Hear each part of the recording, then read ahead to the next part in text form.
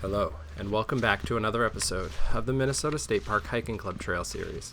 Today we traveled to Carley State Park in Plainview, Minnesota. The trail took us about 48 minutes to complete. Carley State Park was established in 1949 with land that was donated by James A. Carley and the Ernestina family, according to the DNR website on the park. It is named after the state senator that represented Minnesota's 3rd District for 36 years. Senator Carley lived in the neighboring community of Plainview. The park contains a white pine and oak forest that is teeming with wildlife.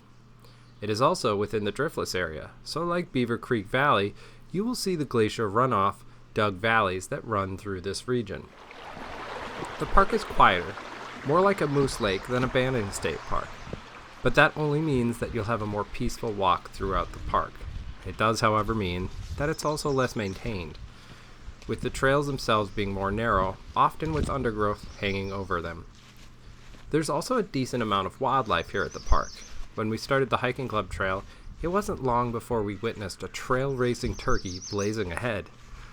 The water of the river is often murky, especially during the spring floods, as the floods will erode the nearby clay-heavy soil, giving the river its characteristic and murky appearance. Wildlife that can be seen at the park is the white-tailed deer, fox, beavers, and coyotes. In addition, there are turkeys, pileated woodpeckers, great horned owls, and many other birds, a good amount of which you will hear while out on the hike. The park was originally donated to preserve a grove of native white pines, but Mother Nature had other plans, and less than a decade after the park was established, a fierce hailstorm devastated the grove of white pines. They still inhabit the valley, just not in the concentration and condition they once were. Also mentioned on the DNR website is that in the spring, it is a location that you can witness the bloom of the bluebell flower. It is a flower that had several medicinal uses by Native Americans and is geographically relatively well spread, from Kansas to Georgia and all the way up to Maine. But its preferred habitat is moist wooded hillsides, which is exactly what you will find at Carley State Park. The hiking club trail starts from the center of the park, near a picnic area. It immediately heads into the loop, which all has the similar overgrown valley terrain throughout the trail. There are younger trees with short underbrush that reside along the river that flows through the park. It's around the first bend when we saw the turkey jetting out down the trail before taking off, and you also get a good look at the stream with a bench available to sit and watch the water flow by. The trail itself mostly walks around the valley created by the North Fork of the Whitewater River, and as such, a good amount of the trail will be hiking next to the river. There's typically underbrush between the trail and the river, which will help prevent some of the more rambunctious little hikers from beelining it directly into the river. The underbrush is also relatively short, so you will be able to look over it and see the river. But there are also periodic points that aren't blocked by underbrush that you can see out.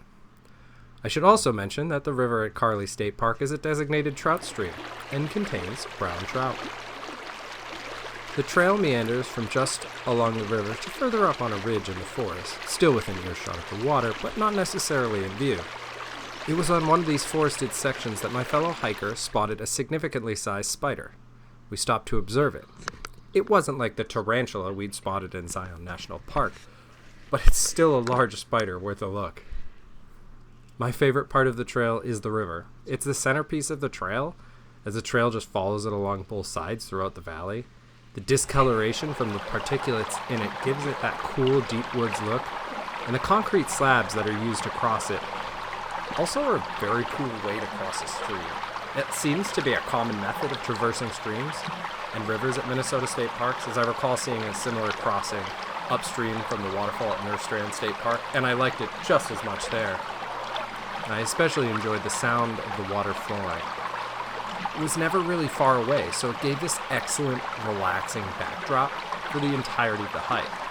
And coupled with the relatively few amount of other hikers, it made it for like a really enjoyable and peaceful hike through the woods.